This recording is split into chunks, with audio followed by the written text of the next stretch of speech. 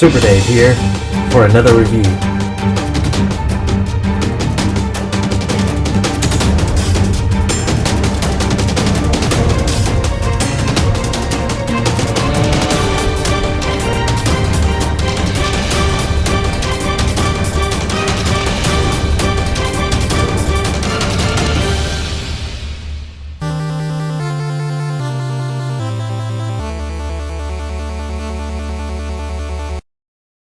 Super Dave here with another exciting review, a special review today. Metroid, that's exactly right, an open box. And let's go ahead and check it out. Here's a shout out to D-Star Toys, which is where I ordered my Metroid. And let's go ahead and check it out. Oh wow, yes, yes, yes. Got some cellophane around it here, or some paper around it. And there she is. The Figma number 349. A Nintendo official Nintendo Metroid. Wow. Check her out there on the side of the box. There's some poses that she's going to be able to get into. Just an excellent action figure from the looks of it. There's another great shot of her on the side. Another shot of her crouching down there on the bottom. And then there she is reaching out her blaster there on top. So all four sides plus the back have some cool looking things going on. So that's really cool. Let's go ahead and break her open and check her out. Let's break her open here. Get the X-Acto knife and split that open. And if you can tell right behind me here, we have got a setup. If you go through that corridor right there, it goes vertically up. We actually have a Metroid style set ready for her. Now, officially, this is supposed to be Metroid Prime 3 Corruption Metroid suit and skin outfit. But we're going to look at it and see, because I'm one of those old school official NES, the original Nintendo Entertainment System fans. There she is. And so, but of course you've got the ball, you've got some accessories. Check her out. That's going to be cool. Let's go ahead and get her out of this plastic here. Go ahead and get that cover open here. There we go. And we got her wrapped in some more plastic. And there she is. Wow, she looks phenomenal. Awesome. Awesome. Which I think Figma always does a great job anyway. Let's go ahead and set her back here and get a closer look at her. Alright, let's go inside of here, our backdrop right quick, and check it out first of all. And see what we're looking at. Oh man, check it out. There's the platforms. They keep going up. Neat. And those are the Metroid style little alien bad guys crawling around on these little platforms that she jumps to and fro, up and down off of, just like in the old school video game. Really, really cool. Neat, neat, neat. So there's our backdrop for Metroid. Let's go ahead and check her out. Let's first look at our Metroid's accessories. And here is our Metroid. And because she has this blaster permanently installed on her right arm, that means she only comes with 4 individual left-handed hands. So only one set, I guess you'd say, instead of pairs. And the first one that she has is this one that she's got those open palm hands here. And you see the palm is completely open. There's some good detail, the bend in the palm there. Even though this is kind of a glove, it's got that translucent material right there in that, which is a very nice touch. And the back of that hand there, really cool looking. So the second hand is kind of like an activating hand, an active hand. Almost looks like she's kind of pointing, might be able to hold a blaster of some sort. I'm not sure. We'd have to check that out. Of course, she's got her blaster built into her arm there. And then also, of course, this one also has that translucent, cool greenish looking jewel implanted in the back of that hand there. So really, really cool looking hand for hand number 2. And for the third left hand, you get the ability to give this video a thumbs up. That's right. Metroid gives it a thumbs up already, so you might as well join her in that. But that's cool. A thumbs up hand or a thumbs down if you're not enjoying this video. But anyway, that's pretty cool. So for the third left hand, we get a thumbs up. And for that final left hand, she gets a balled up fist. And of course, she still has that jewel on the back. So that's really cool. So you have a balled up fist for the final left hand. And our Metroid also comes with this extra blaster cannon portion at the tip that can open up and do some severe damage. It's as if that blaster just opens up another channel, another barrel level, and is able to blast even more there. Let's give that a spin here and look at that. Let's look down inside of there. And then if we take it off, you see that's where it plugs in. So really cool effect there. And with the exception of the stand, the final thing that our Metroid comes with is, of course, her in ball form. That's right. She comes complete with her ball transformed, morphed ability. Isn't that cool? Because as you know, if you play Metroid, if you've played Metroid in any of the games from the original NES to the Game Boy Advance to the DS Lite, or any of the Wii or Switch, which I don't think they've done one for Switch yet. They need to. Metroid can ball up into a ball and even get sticky and can roll up walls and under small crevices and little places.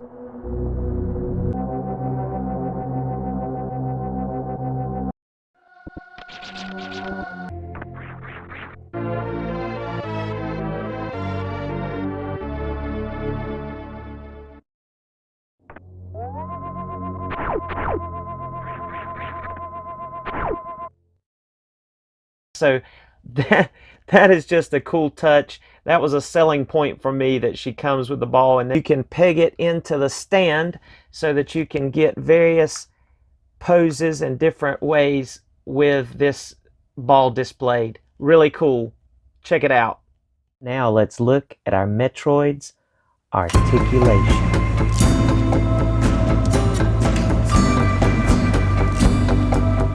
All right, let's look at Metroid's head articulation first off.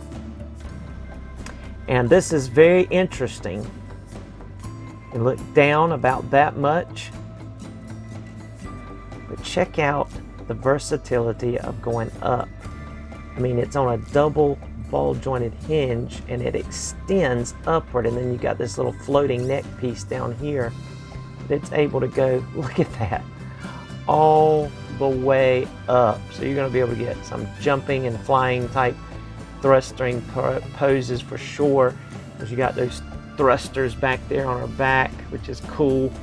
But just check that out. Look at the ability of that head articulation there. And so, of course, you know, if you leave it there, you're going to get kind of like a gooseneck look there. It looks like it's way up there, but it just folds back into place because it's on like a double hinge, so it extends up and down there, working together. And of course, that's going to allow you to get some other motions, to be able to look that way, and of course get some head pivoting going on there as well. You can bend it that way, bend it that way. So you get a lot of awesome head articulation for sure. I mean, just about anything that you want to do. It's not really limited, even though you would think it would be with these huge ball shoulder pads on the side. It's not. You're able to look back and forth. You're not going to be able to go all the way around because of those ball joints, those big ball shoulder pads, but you're going to be able to get a good amount of range. But look how that extends up. That's just amazing. And then, of course, can look past that chest plate and go down like that as well. So just really excellent for that head articulation. I'll just mention, as far as our details here, I do wish that this had been a translucent visor on this helmet so that you could see her eyes like in some of the pictures. There's an example right there on her right of her eyes being seen through the visor. All right, let's move on to the arms. We have some very interesting arms going on. First of all, this shoulder pad ball piece is on a ball joint itself, so it is able to move up out of the way and be positioned like so. You might be able to see it up in there. There you go, you can see it there. And so that's able to get out of the way. There's not a true bicep swivel because this actually is the shoulder moving up in there, because there's like a T ball joint going on up in there, but it simulates like a bicep swivel. And then it's able to shift up and shift down, shift up and down, and of course backwards and forwards. So you're able to get kind of like a butterfly joint because there's that space and you've got that T joint and it's able to extend. And most of you that know how Figma does things kind of get what I'm talking about. You only have really a single jointed elbow here, but it gets the job done. That's better than 90 degrees there. And then all of these hands come on a small ball joint peg, which is able to go any direction that you move that peg and desire it to go. So that works really good on Metroid as well. Let's get our head back in place here. And then being that this has the blaster on it, it's the same basic principle. So you can see, even with those big shoulder joints, and let me get it positioned so I don't break anything, you get better than 90 degrees when you try to lift your arms there. What you're not going to be able to do is go 360. You're not going to be able to spin that up and go 360, but you're going to be able to get most any pose that you're going to want with her with these arms. So bravo, really good job on that. Let's go ahead and move those out of the way. All right, looking at this torso, first thing I want you to notice is this little flap here will lift up. This part lifts up and down there. And so if you lift that up, she is able to tilt forward that much. And then you can also bend her back. You flap that back down. You can tilt her back that much.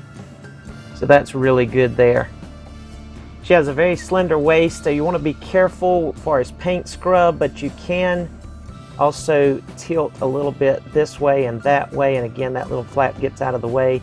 So you get a little bit of motion, but not a whole bunch going that way as far as rounding out there like that. Just basically your crunch forward and your crunch back, and just a tiny bit of tilt. I was trying to see if it would go up any, but it won't.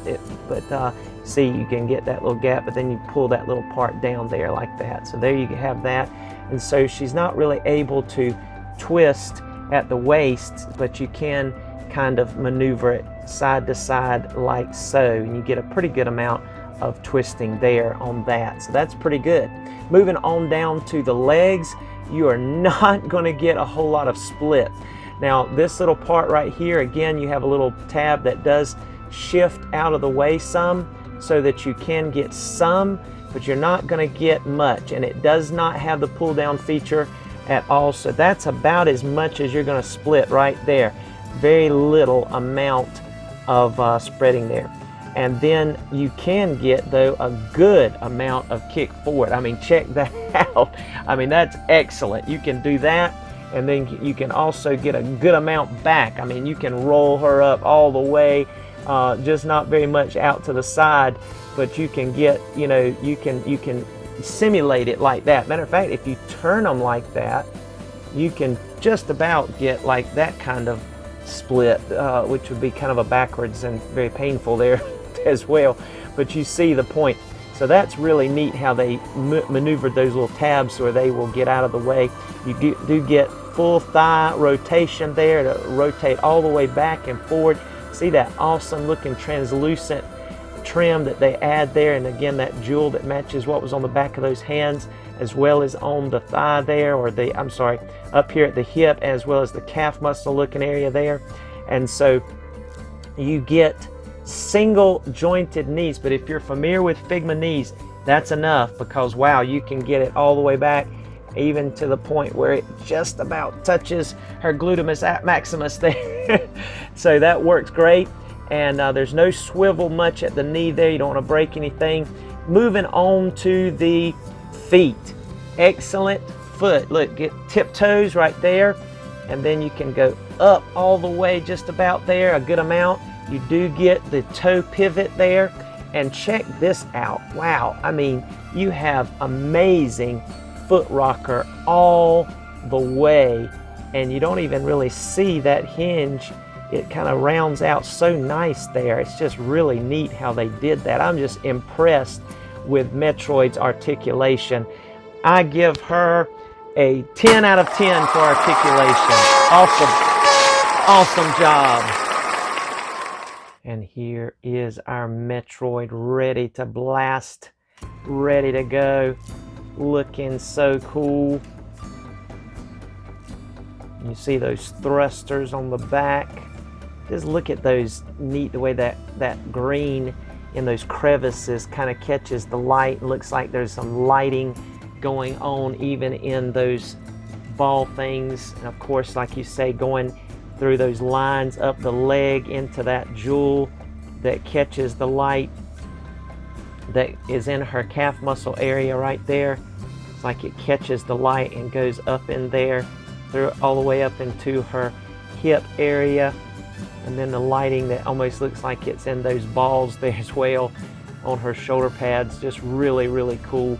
She is looking sharp. Then we just look up here as she's aiming to get ready to zap some of these aliens that are going on up here. Just really cool. Check them out there.